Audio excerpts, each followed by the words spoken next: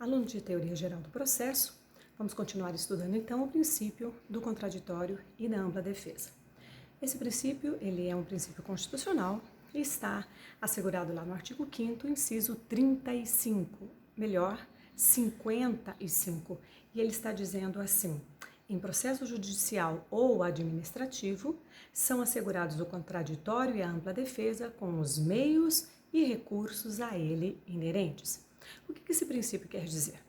Quer dizer que todas as vezes que eu me manifestar, eu autor, eu réu, eu qualquer sujeito, me manifestar no processo, obrigatoriamente deverá o juiz abrir prazo para que a parte contrária, então, se manifeste. Esse princípio está fundamentado no binômio informação-reação, ou seja, todas as vezes que eu me manifesto, a outra parte, a parte contrária também tem o direito de se manifestar. Esse princípio constitucional é tão sério que o CPC novo, o artigo 7º, 9º e 10º, também fez menção a ele. Pega aí o seu diploma legal, vamos dar uma olhada?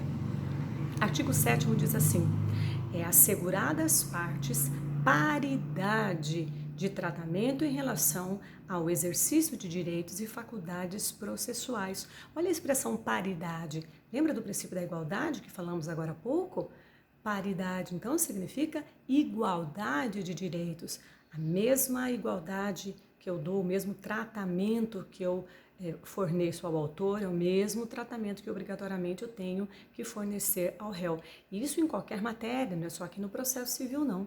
Em todas as matérias, ok? Continuando o artigo, aos meios de defesa, aos ônus, aos deveres e aplicação de sanções processuais, competindo ao juiz zelar pelo efetivo contraditório. Tá vendo só? Então, eu me manifestei no processo, obrigatoriamente o juiz vai zelar para que a parte contrária tenha direito à sua e faça a sua manifestação.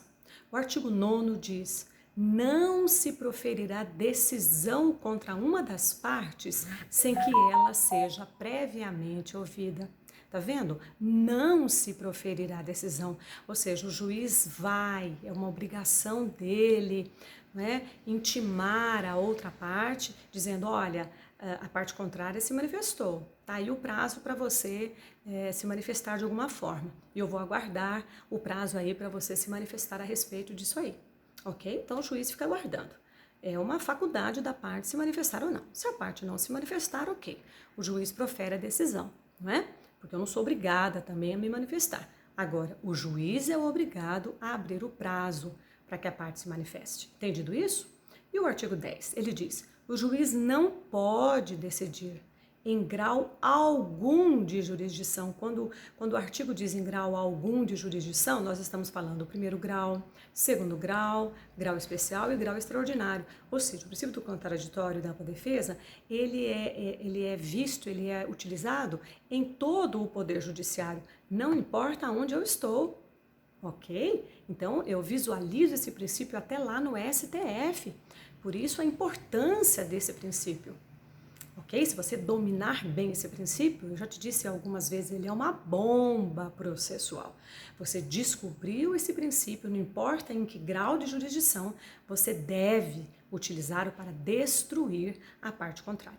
Então, voltando aqui ao artigo 10 do CPC, o juiz não pode decidir em grau algum de jurisdição com base em fundamento a respeito do qual não tenha sido dada às partes a oportunidade de se manifestar, ainda que se trate de matéria sobre a qual deva decidir de ofício. Nós vamos voltar a falar disso, vamos falar sobre o princípio da motivação das decisões judiciais, mas o juiz, quando ele vai prolatar a sua sentença, ele antes de fazê-la, ele tem que observar se o contraditório e a ampla defesa foi efetivamente ofertado às partes, porque senão essa sentença que ele prolatou será uma sentença considerada nula, tamanha a importância desse princípio.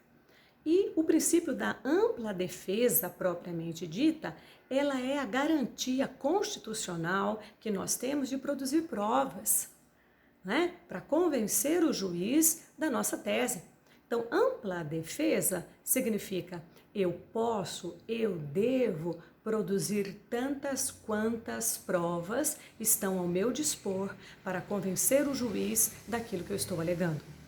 Logo, logo nós vamos tratar de alguns princípios que vão nortear quais são as provas lícitas, quais são as provas ilícitas, o que eu posso e o que eu não posso utilizar.